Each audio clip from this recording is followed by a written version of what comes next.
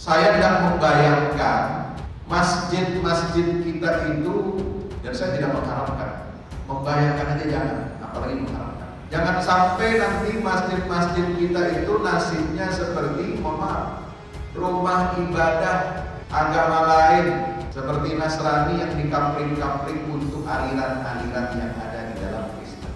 Ada aliran Kristen Batak, Kristen Jawa, aliran macam-macam. Jadi sifatnya terkotak-kotak, terkampling-kampling, eksklusif untuk alirannya. Itu rumah ibadah di luar agama kita. Nah, jangan sampai umat Islam meniru. Gara-gara apa?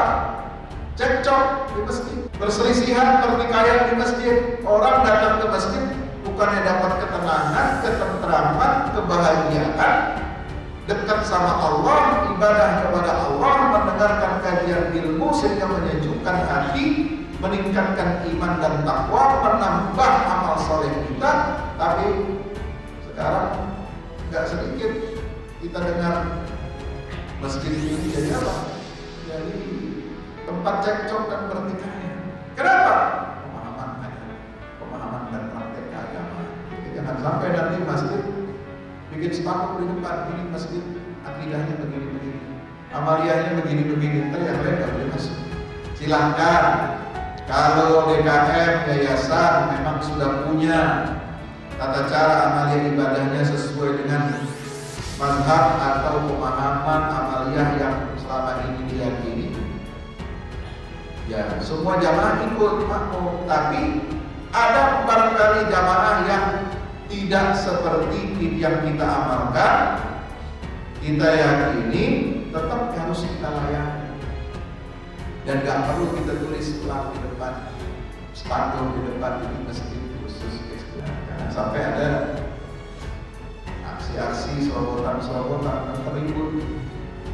Umat Islam biasanya kalau bangun masjidnya rukun bangunnya, iurannya bareng-bareng, ya. Rame-rame, ayo kita bangun masjid. Ntar kalau udah jadi bangun, kita ribut.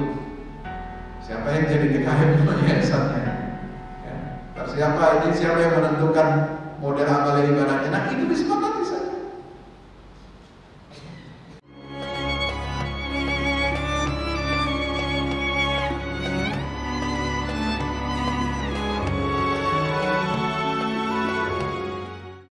Bismillahirrahmanirrahim. Asyhadu an la ilaha illallah wahdahu la syarika lah wa asyhadu anna Muhammadan abdullahi wa rasuluhu la nabiyya wa la rasula ba'da. Allahumma shalli wa sallim wa barik ala nabiyyina Muhammadin wa ala alihi wa ashabihi wa man tabi'ahum bi ihsan ila yaumil qiyamah. Amma ba'd. Bapak Ibu hadirin hadirat jamaah masjid apa ini namanya? At-Taqwa, perkampungan industri kecil Cakung yang insya Allah kita semuanya senantiasa berada dalam naungan rahmat dan ridha Allah Subhanahu wa Ta'ala. Amin ya Rabbal Alamin. Saya udah lama gak mampir kemari, jadi namanya udah lupa ingat. Jalanannya juga udah lupa, apalagi udah pangling keluar dari tol. Jalan menuju kemari, Masya Allah. Alhamdulillah, bersyukur kepada Allah atas semua nikmat dan karunia taufik hidayahnya kepada kita semuanya. Pada pagi hari ini kita diberikan taufik dan hidayah oleh Allah, diberikan kesehatan sehingga dapat melaksanakan ibadah subuh berjamaah di Masjid At-Taqwa ini. Mudah-mudahan semua amal ibadah kita diterima oleh Allah Subhanahu wa Ta'ala. Amin ya Rabbal Alamin. Bersalawat dan salam marilah senantiasa kita aturkan kepada junjungan kita baginda Rasulullah Muhammad sallallahu alaihi wasallam serta seluruh keluarga dan para sahabatnya. Mudah-mudahan senantiasa tercurah limpahkan untuk kita semua pengikutnya hingga yaumil qiyamah. Amin ya Rabbal Alamin. Mudah-mudahan dengan kita bersalawat salam, dan kita mengikuti sunnah-sunnah Rasul. Mudah-mudahan kita semuanya berhak dan berkenan mendapatkan syafaat Rasulullah SAW di yaumil qiyamah. Amin ya rabbal alamin. Bapak Ibu hadirin hadirat yang dimuliakan Allah Ta'ala, tema kita pada pagi hari ini adalah pesan-pesan tauhid untuk negeri. Yang pertama,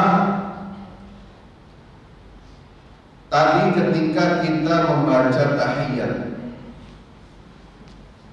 salat subuh tadi, bagian akhir, kita sudah menyatukan diri kita ke dalam barisannya, jalannya orang-orang yang dipilih oleh Allah Subhanahu wa Ta'ala, dalam barisan orang-orang yang bertauhid, barisan orang-orang yang memberikan persaksiannya kepada Allah Subhanahu wa Ta'ala. Dengan apa? Ada satu ungkapan yang menarik dalam tahiyat. Assalamu alayka ayyuhan nabiyyu wa rahmatullahi wa barakatuh. Assalamu alayna wa ala ibadillahi sholihin. Itu sebelum bersyahadat, sebelum asyhadu an la ilaha illallah wa asyhadu anna muhammadan rasulullah. Kita merasakan kehadiran Nabi Muhammad SAW. Semoga salawat dan salam tercurahkan untuk junjungan kita. Salam sejahtera untuk Nabi kita. Nabi disebut di dalam tahiyat akhir itu bukan sembarangan, bukan hanya sekedar sholawat, tetapi mengikrarkan dan kita mempersaksikan beliau sebagai pemimpin. Assalamualaikum warahmatullahi wabarakatuh. Assalamu alayna wa ala ibadillahi sholihin. Dan kita berharap kita ini semuanya menjadi pengikut beliau, bersama barisan orang-orang hamba Allah yang saleh. Jadi kita ini hidup gak sendiri di dunia. Kita hidup ini punya pemimpin, punya qudwah, punya uswatun hasanah. Dan kita meneladani Rasulullah SAW itu bersama barisan orang-orang yang saleh. Ini nikmatnya hidup di dalam Islam. Ikrar itu menguatkan ikrar kita yang pertama ketika kita membaca suratul Fatihah.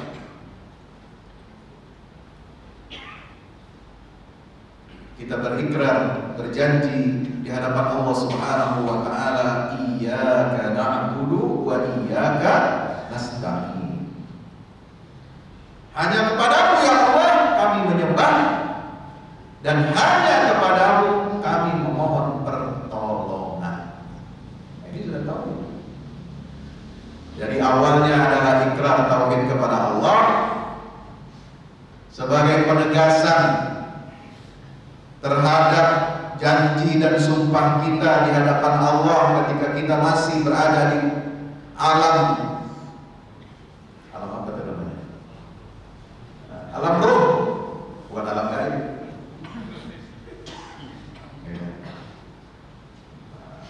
Alam gaib nanti itu bahas iyyaka nasta'in ya.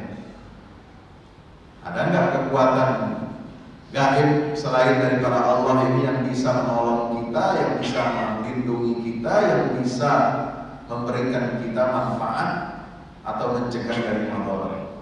Ini bab tauhid juga.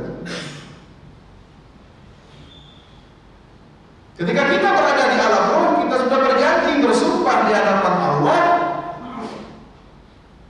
Wa idh akhadha rabbuka min bani adama min zuhurihim dzurriyyatahum wa asyhadahum ala anfusihim alastu bi rabbikum qalu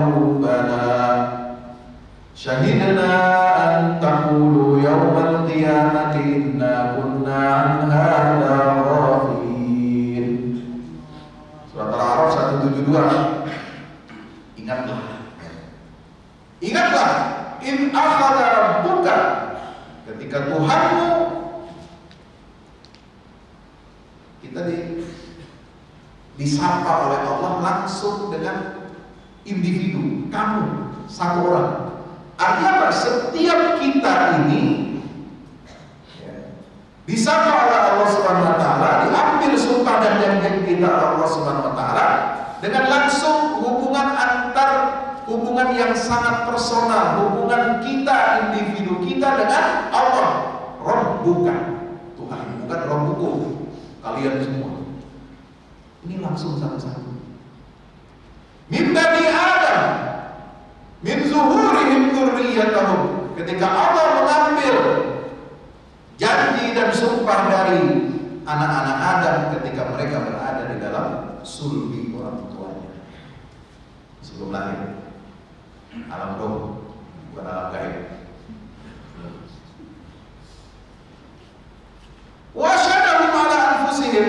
Allah mengambil meminta persaksian mereka atas diri mereka sendiri. Alastu bi rabbikum, bukankah aku ini Tuhan kalian, yang menciptakan kalian, yang beri rezeki kalian, yang memberi petunjuk kalian, yang menyempurnakan nikmat kepada kalian semuanya sehingga kalian semua bisa hidup, semua kalian bisa tertib, semua kalian dapat jatahnya rezeki yang sudah ditetapkan oleh Allah dari sebelum lahir sampai mati, bahkan nanti setelah kita dibangkitkan oleh Allah Subhanahu wa taala.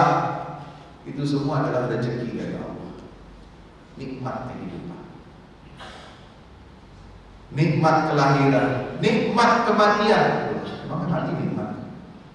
Iya, Anda istirahat dari lahir. Untuk pertanggungjawaban amal, suruh nunggu transit. Transit di mana? Di alam kubur, alam barzakh, bukan alam gaib lagi. Nikmat dari Allah. Sehingga janji itu akan terus dimintakan pertanggungjawaban setiap hari. Ini indahnya hidup seorang muslim ini. Dari sebelum kita lahir di alam arwah, kita sudah diangkat janji dan sumpah setiap manusia, bukan sumpah jabatan.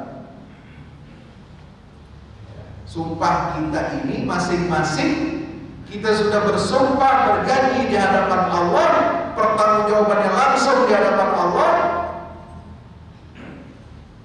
Kita bersumpah bahwa Allah itu adalah Tuhan kita yang harus kita sembah.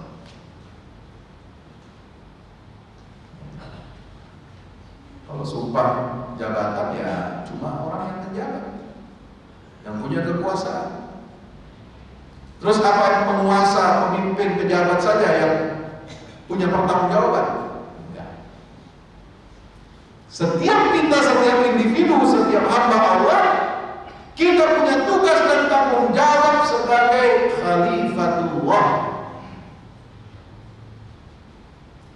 sebagai hamba Allah yang mendapatkan tugas untuk memakmurkan bumi dengan beribadah, dengan menegakkan hukum-hukum dan syariat Allah Subhanahu wa taala di atas muka bumi ini.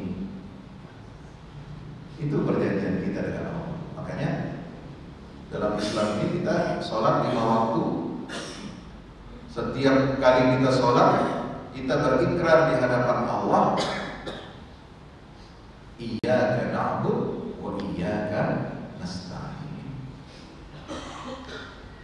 Bagaimana tata caranya kita beribadah kepada Allah? Bagaimana caranya kita mewujudkan satu pertanggungjawaban kita nanti di hadapan Allah sebagai khalifah di muka bumi ini? Nah, disitulah di ujungnya ada doa. Ihdinas siratal mustaqim, siratal ladzina an'amta 'alaihim ghairil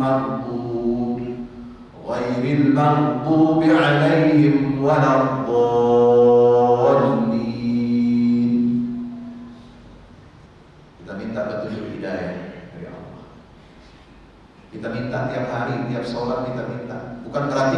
belum ada dalam hidayah. Kita sudah berada di atas hidayah, kita sudah berada di dalam hidayah, tetapi kenapa Allah minta kita terus-menerus untuk meminta hidayah? Itu artinya kita disuruh oleh Allah untuk minta istiqomah di atas hidayah itu. Bukan berarti kita nggak punya hidayah sekarang. Jangan salah. Kita sudah dapat hidayah, tetapi menjaga hidayah ini nggak gampang. Sulit. Makanya kita minta kepada Allah supaya kita ditetapkan, diistiqomahkan, berada di atas siratal mustaqim. Itu maksudnya. Apa siratal mustaqim itu? Itu langsung diterangkan dalam ayat berikutnya. Siratal ladzina an'amta 'alaihim ghairil maghdubi 'alaihim waladdallin.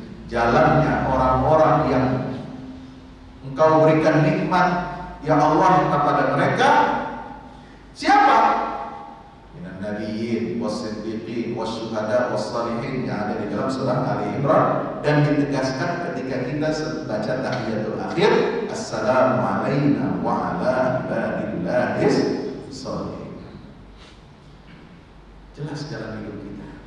Ghairil maghdubi 'alaihim waladdallin, bukan jalan orang-orang yang dimurkai oleh Allah, yaitu Yahudi, waladdallin, dan bukan jalan orang-orang yang tersesat, Nasrani. Ini garis hidup kita nih, Pak. Ya. Simpel, jelas, terang benderang, nggak ada keraguan. Hidup kita itu hanya dipandu dengan ini saja. Panduannya adalah Al-Quranul Karim supaya kita bisa meniti siratal mustaqim. Ini pesan tauhid yang pertama. Bapak Ibu yang dimuliakan Allah Subhanahu wa taala, pesan tauhid yang kedua, ketika kita berada di dalam hidayah, ketika kita memohon senantiasa agar istiqamah di atas hidayah itu, nah disinilah ada ujian-ujiannya, banyak ujian dan tantangannya. Apa ujiannya? Ujiannya bisa dari dalam diri kita, bisa dari luar diri kita.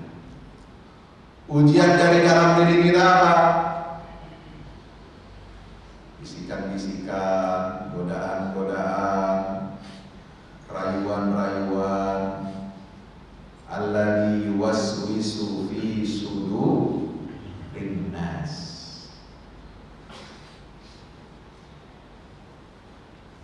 Makanya kita minta kepada Allah min syarril waswasil khannas, kita perlindungan dari bisikan ini. Ya. Yang senantiasa menanamkan keraguan-keraguan di dalam diri manusia, supaya kita ragu tidak mengikuti siratal mustaqim, supaya kita ragu tidak mengikuti jalan yang lurus. Maka iblis dengan para tentaranya akan terus-menerus mengganggu kita, menjerumuskan kita dan menyeret kita untuk keluar dari garis yang lurus itu. Dan iblis datang dari berbagai macam arah. وَمَلَآتِيَنَّهُمْ مِنْ بَيْنِ أَيْدِيهِمْ وَمِنْ خَلْفِهِمْ وَعَنْ أَيْمَانِهِمْ وَعَنْ شَمَائِلِهِمْ وَلَا تَجِدُ أَكْثَرَهُمْ شَاكِرِينَ. Surat Al-A'raf ayat 16. Setan datang dari arah depan, arah belakang, kiri, kanan. Apa artinya? Kata Sayyidina Abdullah bin Abbas radhiyallahu anhu, juru bicara Al-Quran, tintanya umat ini Rasulullah yang menyebut, menggelari beliau. Tintanya apa? Simbol ulama. Ulamanya umat ini setelah Rasulullah, yang mewarisi ilmu Rasulullah, tafsirnya Rasulullah atas Al-Quran, itu adalah Sayyidina Abdullah bin Abbas. Beliau mengatakan godaan iblis setan dari arah depan itu adalah membuat kita lalai dan tidak percaya kepada hari akhirat yang ada di hadapan kita. Sehingga kita berbuat sewenang-wenang. Orang kalau nggak percaya akhirat, apa aja diterabas, apa aja dilanggar. Kenapa? Gak percaya akhirat, gak percaya surga neraka, semuanya aja dia berbuat di dunia ini. Nauzubillah min. Dari arah belakang, artinya apa? Manusia akan selalu digoda oleh iblis untuk cinta kepada dunia yang akan ditinggalkannya. Nah, makanya kita selalu nengok ke belakang. Nengok ke belakang, lihat dunia. Ini kalau saya berdakwah, kalau saya beriman, kalau saya amar ma'ruf nahi munkar, kira-kira ada resiko nggak jabatan saya ini? Kira-kira ada resiko nggak bisnis saya terganggu misalnya? Ada resiko nggak ya, terhadap fasilitas dunia yang saya nikmati selama ini? Itu selalu kita pakai lihat ke belakang, pikir ya, nanti akan tidak istiqomah. Mikir nanti anak saya nanti makan apa, keluarga saya makan apa. Ya. Makanya kemudian orang itu menjadi apa? Tertatih-tatih untuk meniti siratal mustaqim. Dari arah sebelah kanan, arah sebelah kiri ini merupakan simbol. Dalam tafsir Ibnu Abbas yang diriwayatkan oleh Imam At-Tabari dalam tafsir Jami'ul Bayan, dari arah sebelah kanan itu kita akan dibuat ragu terhadap urusan agama kita. Ya. Kita dibuat ragu urusan agama kita, dibuat ragu tentang syariat kita, akidah kita dibuat ragu. Nah, itu kerjaannya liberal, kaum sekuler, dan lain sebagainya. Kemudian arah sebelah kiri kita dibuat apa? Dibuat cinta, dan dibuat kita ini buta mata kita, hati kita untuk mencintai kemaksiatan. Nah, Bapak Ibu dirahmati Allah, apa yang harus kita lakukan? Ini tantangan yang pertama. Belum lagi tantangan yang kedua dari luar. Apa? Tantangan dari luar itu adalah kebencian orang-orang musyrik yang gak mau kita ini berada di atas jalan yang lurus. Makanya pesan yang kedua dari pesan-pesan tauhid ini, Bapak Ibu yang dirahmati Allah Subhanahu wa taala, ya, kita perhatikan firman Allah. Ada 3 ayat di dalam Al-Qur'an. Surat At-Taubah ayat 33, Surat As-Saff ayat 9, Surat Al-Fatah ayat 28. Allah menegaskan huwallazi arsala rasulahu bil huda wa dinil haq liyuzhirahu 'ala dini kullihi walau karihal musyrikun. Ya, kita ini kan beragama sudah diberikan jaminan oleh Allah. Ada janjinya, ada sumpahnya, ada pedoman petunjuknya. Lalu kemudian kita beragama mengikuti jalan yang hak, jalan Islam ini, kita diberi jaminan oleh Allah. Dialah Allah yang telah mengutus Rasulnya membawa petunjuk dan agama yang hak. Untuk apa? Liyuzhirahu 'ala dini kullih, supaya agama ini dimenangkan oleh Allah atas semua agama dan keyakinan-keyakinan yang ada di atas muka bumi. Ini jaminannya. Tetapi ada resikonya, walau karihal musyrikun. Meskipun orang-orang musyrik itu benci. Yang ayat sebelumnya apa? Yuriduna liyutfi'u nurallahi biafwahihim wa ya'ballahu illa ayyutimma nurahu walau karihal kafirun.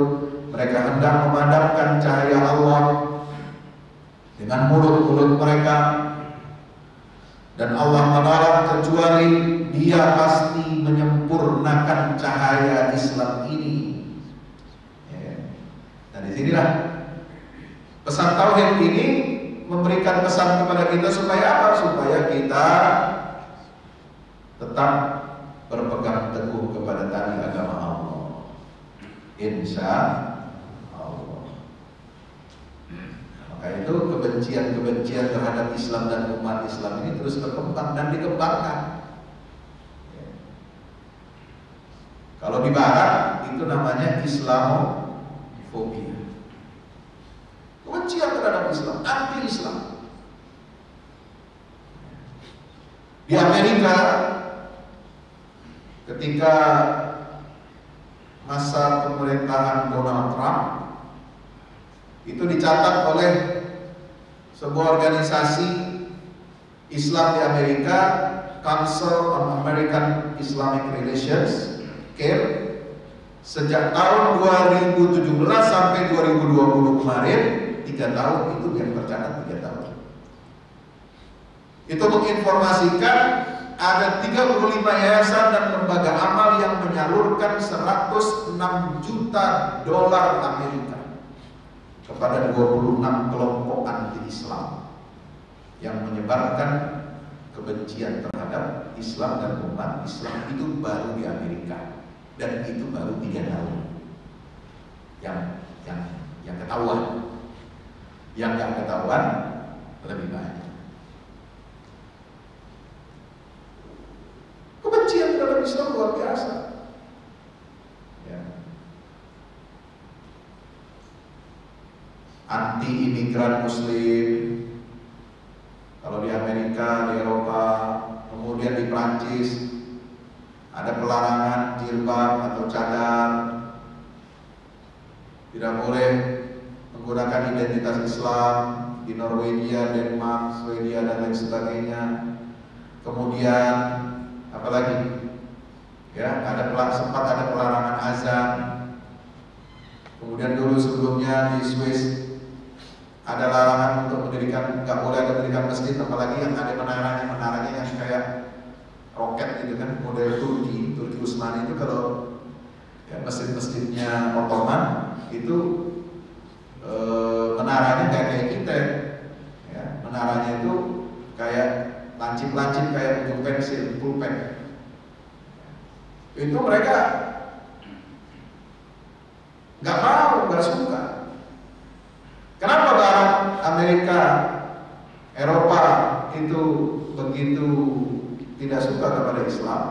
Karena mereka punya pengalaman yang panjang perseteruan dengan kekhalifahan Turki Utsmani. Ya, kau bayangkan, Islam itu sebenarnya sudah menyebar di Eropa itu sudah sejak abad pertama Hijriah. Masuk ke mana? Andalusia, ke Spanyol.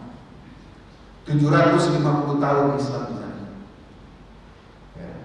Hampir masuk ke Perancis, cuma nggak lewat sana, nggak tembus.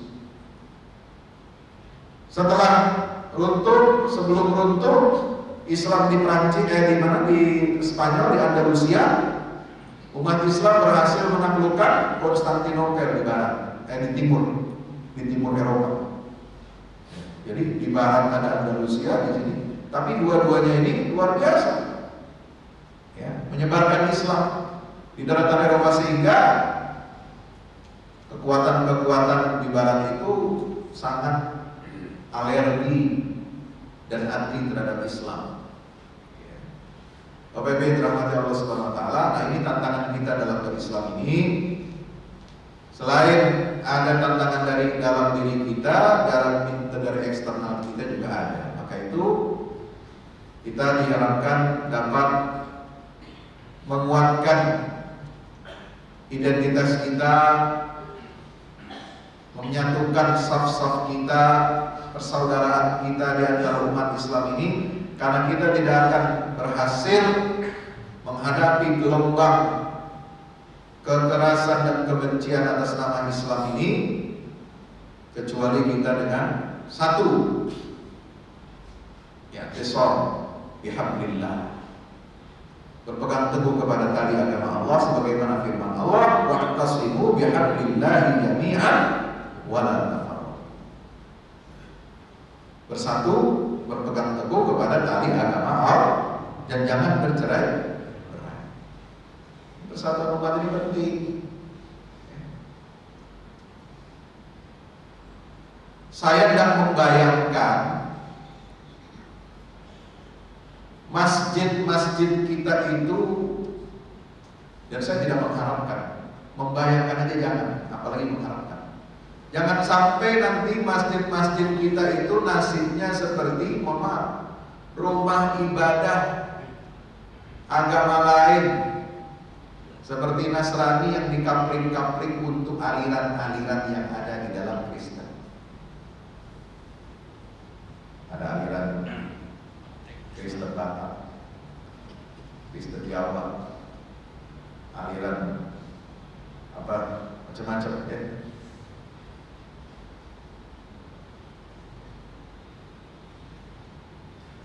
Jadi sifatnya terkotak-kotak, terkapling-kapling, eksklusif untuk alirannya. Itu rumah ibadah di luar agama kita begitu.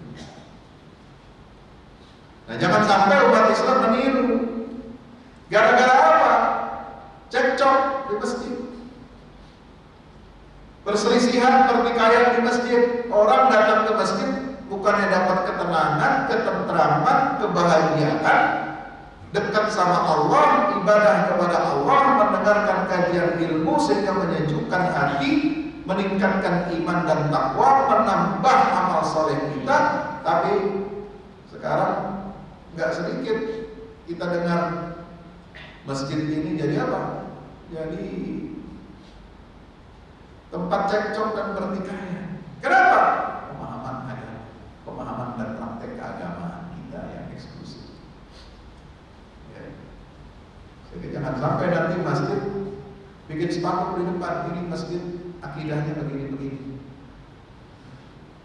amaliyahnya begini-begini, ntar yang lain nggak boleh masuk, repot. Ya. Silahkan kalau DKM yayasan memang sudah punya tata cara amaliyah ibadahnya sesuai dengan mazhab atau pemahaman amaliyah yang selama ini diyakini, ya semua jamaah ikut makmum. Tapi ada barangkali jamaah yang tidak seperti yang kita amalkan, kita yakini, tetap harus kita layani. Dan gak perlu kita tulis plat di depan, spanduk di depan, ini masjid khusus eksklusif buat ini. Ya. Nah, jangan sampai ada aksi-aksi serobotan-serobotan terribut. Umat Islam biasanya kalau bangun masjidnya rukun bangunnya, iurannya bareng-bareng, ya, rame-rame. Ayo kita bangun masjid, ntar kalau udah jadi bangun terribut. Siapa yang jadi DKM yayasannya? Ya, ntar siapa yang menentukan model amal ibadahnya? Nah, itu disepakati saja.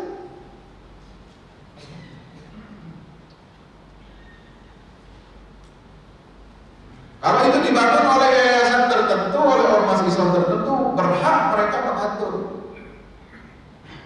Apalagi kalau dibangun atas dana pribadi, silakan.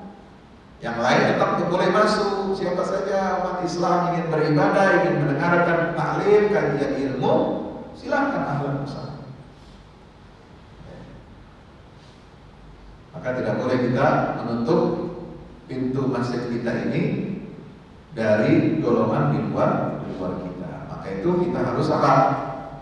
Wa'tasimu bihablillahi jami'an wa la tafarraqu. Masjid ini benteng terakhir. Ya. Masjid, pesantren dan kampus Islam itu benteng terakhir umat. Maka jangan kita melemahkan kita punya benteng. Kalau masjid kita jadi sumber cekcok dan pertikaian gara-gara ego, gara-gara fanatisme kepada satu aliran pemahaman keagamaan Ahlus Sunnah wal Jamaah, di semuanya Ahlus Sunnah wal Jamaah, tapi kadang-kadang terlalu over, terlalu berlebihan, memaksa orang harus begini dan lain sebagainya, atau mengkampling semua jadwal pengajian khotibnya semuanya harus satu paham gitu ya. Nah, ini akan menimbulkan masalah di tengah-tengah masyarakat. Jangan sampai masjid kita sebagai benteng terakhir ini akhirnya menjadi rapuh, lemah gara-gara egoisme dan fanatisme kelompok. Nanti jadinya apa? Nah, melibatkan pihak lain. Ini udah diincar nih. Ada pemetaan masjid untuk apa? Memberantas radikalisme. Ya. Ini gara-gara kita juga. Tidak kompak, tidak solid. Makanya ada yang memanfaatkan situasi seperti ini, nanti dicirikan, oh nanti kalau masjid dengan pemahaman aliran tertentu ini masjid radikal. Ya. Kalau pemahaman seperti ini nanti disebut masjid yang menyebarkan nilai-nilai intoleran, ekstrim, dan lain sebagainya. Nah ini yang harus kita waspadai, dan kita tidak ingin terjadi fitnah terhadap rumah Allah Subhanahu wa ta'ala. Maka di dalam ayat yang tadi, 3 ayat At-Taubah 33, As-Saff ayat 9, Al-Fath ayat 28 itu Allah menyebutkan di situ ada 3 hal yang menyebabkan orang-orang musyrik ini benci, fobi terhadap Islam. Apa itu? 1, ada jaminan Allah. Arsala rasulahu bil huda. Rasul dan Al-Quran yang diwahyukan oleh Allah, Rasul yang diutus kepada umat manusia di akhir zaman ini, itu ada jaminannya dari Allah. Jaminan apa? Jaminan keaslian, jaminan keotentikan. Ya. Bapak Ibu di sini pedagang, pelaku usaha, ada jaminan produk ini, produk kita ini asli, bukan palsu. Ya. Kita produksi madu, madunya benar, madu benar, murni, ada jaminannya. Ada izin lisensi dari BPOM yang misalnya, kalau makanan, minuman, kosmetik, dan sebagainya. Produk kita kalau ditiru-tiru, kalau dibaca kan nggak enak, ya kan? Ada sini produksi apa? Kulit, ada garment, ada sepatu, ada tas, ada macam-macam. Kalau barang kita dibajak, ditiru, atau diapain sama orang lain, kita nggak suka. Nah, kualitas Islam ini diberikan jaminan mutunya oleh Allah. Walladzi arsala rasulahu bil huda wa dinil haq. Rasulnya, agama yang benar yang diturunkan oleh Allah Subhanahu wa taala ini, itu diberikan jaminan oleh Allah. Kemudian yang kedua, agama yang hak itu hanya Islam. Inna dina indallahil Islam, yang di dalam ayat itu disebutkan dinul haq, agama yang hak. Tidak ada agama yang hak selain daripada Islam. Apakah pernyataan seperti ini menunjukkan kita ini eksklusif, kita ini ekstrem, kita ini radikal, kita ini intoleran? Tidak. Ini meneguhkan kita punya keyakinan. Ya. Kalau ada orang beragama gak yakin, gak percaya dengan kebenaran agamanya sendiri, itu malah aneh. Kata Buya Hamka, kalau ada orang beragama gak percaya dengan agamanya sendiri, kebenaran asli, dia bukan orang beragama. Ngambang, ragu. Kita sebagai umat Islam, apalagi di dalam ayat-ayat Al-Quran, dalam praktek dan pengamalan sunnah Nabi kita Muhammad SAW, sudah diberikan jaminan keotentikan dari Allah. Inna nahnu nazzalna dzikra wa inna lahu lahafidhun. Quran ini jamin otentik. Wa ma yantiqu 'anil hawa in huwa illa wahyun yuha. Penjelasan, pengamalan, jawaban Nabi atas pertanyaan sahabat tentang masalah-masalah keimanan Nabi dan dijawab oleh Rasulullah sebagai panduan bagi umat Islam, itu otentik dan berlaku sepanjang masa, menunjukkan kebenaran Islam sebagai satu-satunya agama yang diridhoi oleh Allah Subhanahu wa ta'ala. Bapak Ibu yang dirahmati Allah, makanya Kita harus yakin. Jadi modal kita untuk meraih kemenangan dari Allah itu berkaitan dengan dua hal ini. Yakin dengan Rasulullah, dan kedua yakin dengan sumber-sumber ajaran kita, agama kita. Inilah yang membuat umat Islam ini menjadi umat yang kuat, yang disegani, dan dia akan menjadi umat yang terbaik sebagaimana di dalam Al-Quran, kuntum khairu ummatin ukhrijat linnas. Baru yang ketiga, Islam pasti menang. Liyuzhirahu 'ala dini kulli. Ini orang Islam nggak boleh, ya, nggak boleh apa pesimis, nggak boleh luntur keyakinannya bahwa Islam ini pasti menang. Karena banyak hal-hal sekarang dari dalam, dari luar, begitu banyak serangan kepada Islam, kemudian menyudutkan ajaran Islam. Kita nggak boleh kecil hati, kita nggak boleh pesimis, kita nggak boleh merasa apa putus asa dari rahmat Allah Subhanahu wa Ta'ala. Kita tetap saja lakukan seperti yang diperintahkan oleh Allah, jalankan apa yang disunnahkan oleh Nabi SAW, didik anak-anak kita, keluarga kita dengan panduan Al-Quran dan Sunnah serta petunjuk dari para ulama salafus saleh. Insya Allah hidup kita, keluarga kita selamat dunia akhir. Ya. Dan jangan apa? Jangan tastajilun, jangan buru-buru. Nafas yang diberikan oleh Allah kepada Islam ini untuk dimenangkan itu harus panjang. Liyuzhirahu, makanya apa? Kata-kata liyuzhirahu itu apa? Dengan fi'il mudhari', Allah pasti akan terus-menerus menampakkan dan memenangkan agama ini. Artinya apa? Kita juga harus begitu. Jangan lelah, jangan lemah, ya, dan tidak boleh luntur keyakinan kita bahwa Allah pasti bersama kita dan akan memenangkan umat Islam dan kaum muslimin.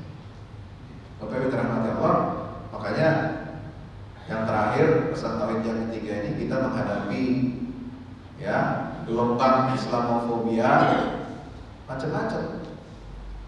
Mulai dari kalau dulu awalnya Islamofobia ya 20 tahun yang lalu itu dengan apa? Dengan serangan ya teror yang meruntuhkan Menara Kembar WTC. Kemudian di situ ada perang terorisme, Irak dicaplok, Afghanistan dicaplok. Nah, Iraknya akhirnya kemudian hancur, kacau balau. Amerika keluar, diserahkan ke Syiah. Afghanistan juga nggak kuat, Amerika bertahan di situ, keluar juga dia. Kembali Taliban yang berkuasa karena mereka yang profesional, mereka yang tahu ya, kearifan lokal di Afghanistan itu, mereka yang dekat dengan rakyat. Ya ini semua membuktikan bahwa apa? Rencana-rencana makar-makar seperti Amerika ini gak akan berjalan lama. Ini kelihatan di depan mata kita sekarang. Makanya kita jangan putus asa, jangan pesimis. Ya. Nggak membayangkan dulu ketika tahun 2001, sekarang udah 2022 kan, 20 tahun. Ya. Ketika terjadi pemboman WTC itu, saya masih di Mesir. Wah, luar biasa.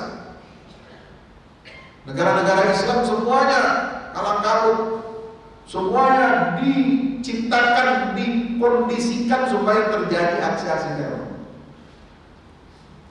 Dimasukkan semua doktrin-doktrin itu, ya. Sehingga jadilah bom banyak di mana-mana. Itu untuk apa? Untuk mengejar dan untuk menyudutkan umat Islam, memberikan stigma negatif terhadap ajaran Islam, ya. Tetapi kemudian sekarang proyek itu. Nah, sekarang ganti. Kalau dulu istilahnya memerangi terorisme, sekarang ganti radikal, memerangi radikalisme. Ya, nah ini. Jadi kita menyayangkan ya apa yang dirilis.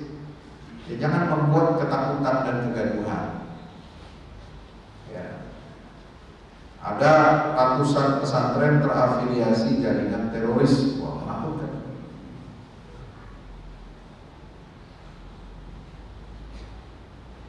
Tidak usah bermain opini. Ya. Kalau memang ada pelanggaran hukum, buktikan. Di pengadilan fakta yang berbicara, jangan kita menebarkan opini sehingga menggeneralisir jadi semua pesantren seolah-olah seperti itu. Dan ini meresahkan para ulama, kiai-kiai yang membina pesantren-pesantren. Ya. Kalaupun ada pemahamannya yang mungkin mengarah kepada hal seperti yang dituduhkan, itu kan harus mereka garap, mereka selesaikan dengan baik, bukan untuk dipublikasikan lalu kemudian menimbulkan kecurigaan, kegaduhan di tengah-tengah masyarakat. Ya, Bapak Ibu dirahmati Allah, apalagi masuknya jadinya datanya itu kemarin yang saya dapatkan itu jadi agak terkesan asal-asalan. Ada masuk nama pesantren ini kita kenal. Dari ormas ini, ormas fulan, ormas fulan. Ini nggak pernah ormasnya kita ada indikasi radikalisme dan terorisme. Tapi kemudian tiba-tiba masuk ke situ. Nah, yang seperti ini, ya. Jadi ini akan semakin menguatkan, mengentalkan asumsi atau dugaan banyak orang bahwa terjadi Islamofobia di negeri kita. Ya, kalau Islamofobia di Barat, ya, yang memang mereka itu mayoritasnya non Muslim, ya kita mungkin kita bilangnya wajar. Oh ya, memang mereka nggak suka, memang mayoritas mereka non Muslim. Tapi sekarang di tengah-tengah mayoritas beragama Islam ini, ya kita harus introspeksi kenapa bisa terjadi seperti itu. Ya, Bapak Ibu dirahmati Allah, banyak ini tantangan kita. Ya, menghadapi fitnah di akhir zaman, pesan tauhid kita supaya kita ini senantiasa berpegang teguh pada agama Allah, menegakkan akhlakul karimah, membuktikan bahwa Islam itu adalah rahmatan lil alamin, bukan laknatan lil alamin. Tunjukkan dengan akhlak kita, dengan ibadah kita yang baik, dengan muamalah kita yang baik, dengan prestasi umat Islam yang baik, kualitas umat Islam, tunjukkan bahwa kita ini menjadi rahmatan lil alamin. Jadi begitu banyak kecurigaan-kecurigaan, ya. Ya, maka itu mari kita sama-sama jaga iman dan Islam kita ini di akhir zaman, ya, agar kita umat Islam ini tidak semakin disudutkan, tidak semakin dilecehkan. Ya, kita harus introspeksi bersama-sama, menata ulang kehidupan kita dalam beragama, berbangsa dan bernegara. Kita ikuti panduan para ulama kita, jangan sampai kita kemudian kehilangan arah dan orientasi. Insya Allah. Wala tahinu, terakhir untuk kita ingat firman Allah Subhanahu wa taala, wala tahinu wala tahzanu wa antumul a'launa in kuntum mu'minin. Pesan tauhid yang terakhir adalah Allah berpesan kepada kita, jangan kamu merasa hina, lemah. Jangan kamu merasa lemah. Wala tahzanu, dan jangan bersedih. Wa antumul a'laun, padahal kamu posisinya, ya, kedudukan kalian itu sebenarnya harusnya tinggi. Orang yang tinggi kedudukannya, dia nggak boleh lemah dan nggak boleh bersedih. Nah, ini kita harus menunjukkan bahwa kita ini umat yang besar. Islam ini memimpin peradaban dunia itu lebih dari 1000 tahun. Ya, kita baru mengalami kemerosotan baru 200 tahun terakhir. Dan itu banyak konspirasi-konspirasi yang untuk melemahkan Islam dan kaum muslimin. Maka itu kita tidak boleh putus asa, tidak boleh surut, tidak boleh lemah. Jaga iman Islam kita. Mari kita jaga persatuan persaudaraan umat Islam. Mari kita ikuti panduan para ulama ya, yang lurus, para ulama rabbani, pewaris para nabi ya, agar kita aklau kita mengikuti ya garis agama Allah ini yang akan meninggikan derajat kita di dunia dan di akhirat. Amin ya rabbal alamin. Demikian pesan-pesan tauhid pada pagi hari ini. Itu yang kemudian saya bukukan dari beberapa serial diskusi dialog ya, menyangkut dengan dakwah keumatan, kemudian tentang kenegaraan, tentang politik, sosial, ekonomi, bagaimana umat Islam ini harus berdaya di semua bidang agar kita tidak tertinggal. Karena konstelasi politik dunia ini sekarang trennya semua akan mengarah kepada tatanan baru, bukan cuma Amerika dan Eropa lagi. Nah, ini sekarang sudah Cina ini menancapkan kukunya di seluruh dunia. Ya, jadi kita harus mempersiapkan diri untuk menyesuaikan dengan model tatanan dunia global yang baru. Karena sudah masuk Cina ini masuk ikut menjadi kekuatan yang akan menentukan dunia, yang sedang dan akan menentukan dunia. Ya, negara-negara Timur Tengah semua sudah ikut Cina sekarang. Ya, tinggal bagaimana nanti menyesuaikan. Kalau dulu Amerika yang sangat kuat dominan, karena untuk melindungi kepentingan negara-negara monarki di Timur Tengah, ya, dengan apa? Pasokan energi, minyak dan gas alam, dengan imbalan apa? Menjaga politik monarki Timur Tengah. Ya. Dinasti-dinasti Timur Tengah itu dijaga menjadi bodyguardnya itu Amerika. Ya. Nah sekarang Cina masuk, ya, dengan teknologinya, dengan uangnya, finansialnya, dengan kepentingan globalnya, ya, juga akan memerankan. Makanya Amerika dan Eropa ini berseteru dengan Cina ini. Nah, kita posisi umat Islam ini di mana? Apakah kita ikut menentukan dunia atau tidak? Nah, jangan sampai kita jadi pelanduk yang mati di tengah dua gajah yang sedang bertarung. Padahal umat Islam ini negerinya adalah negeri-negeri yang kaya raya.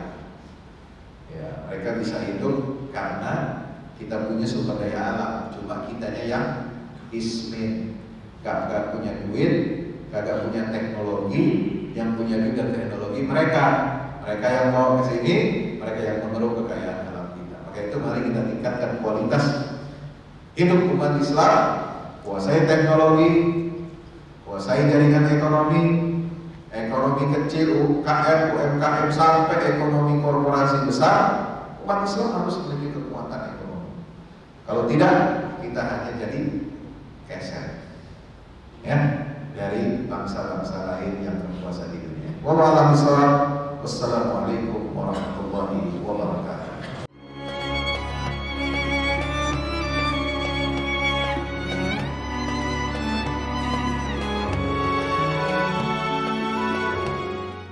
Assalamualaikum warahmatullahi wabarakatuh. Alhamdulillah kita udah selesai pengecoran rooftop ya. Itu apa? Tangga buat ke bawah. Yang ini di atas buat toren 2 biji. Ini semua udah dikeliling tembok. Ya, ini untuk lantai paling atas buat futsal, buat jemuran, buat apa, tanaman hidroponik juga ntar insya Allah. Ya, terus support ya teman-teman. Alhamdulillah terus selesai pengecorannya semuanya. Ya, ini progres kita terbaru. Dan jadi buat olahraga, buat utilities ya, multiguna. Nah, kita turun sini semua. Ini lantai 3. Ini untuk asrama ya, untuk kamar-kamar, dan nah di situ musola. Nanti di situ musola ya. Ini kamar-kamar dan musola buat santri-santri tahfiz kita, insya Allah.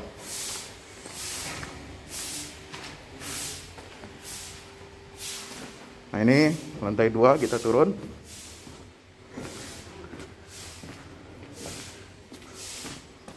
Ini untuk kelas-kelas ya, kelas-kelas tahfidz, kelas-kelas tadabbur, insya Allah.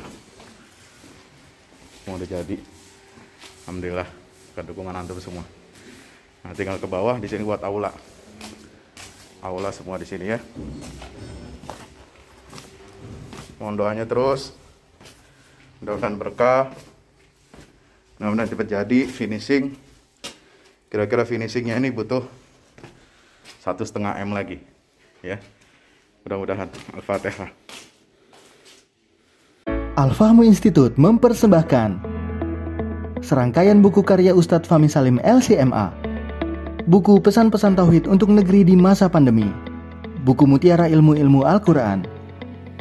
Ada diskon 20% untuk buku tafsir sesat 58 esai kritis wacana Islam di Indonesia dan buku kritik terhadap studi Al-Quran kaum liberal. Anda dapat memesannya melalui layanan WhatsApp di nomor 0877 063 7192 dengan format pemesanan ketik nama, alamat lengkap, nomor handphone, dan jumlah buku yang diorder.